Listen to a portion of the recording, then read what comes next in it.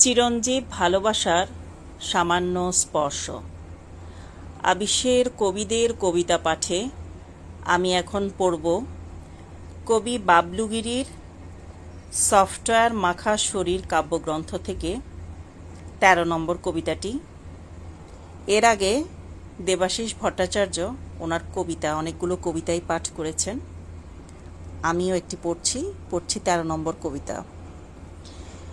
এই যে ভাস্কর্যের বিলাসে নীলাম্বরের লুকোচুরি খেলে নক্ষত্র সুন্দরী, ভেসে যায় মেঘ নদী, তারও গভীরে গোপনে রক্ত নদী।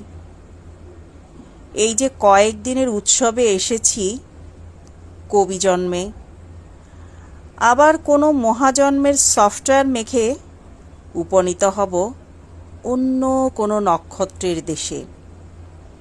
সেখানে কি শুনতে পাব গঙ্গাঘাটের স্টিমারের গঙ্গানি, কফি হাউসের ঐশ্বরীয় আড্ডাখানা, ব্রিগেডের জনসমাবেশ, সবুজ মেরুন ফুটবলের উন্মাদনা, দুর্গা বিসর্জনের সিঁদুর খেলা, বিজয়ার মিষ্টি মুখ। এসব কিছুই হারিয়ে যাবে যুগের বিবর্তনে। একা আমি পড়ে রব কবি হয়ে, লিখে যাব ভাঙা গড়ার গোপন সংকেত। কবির প্রতি শ্রদ্ধা, ভালোবাসা।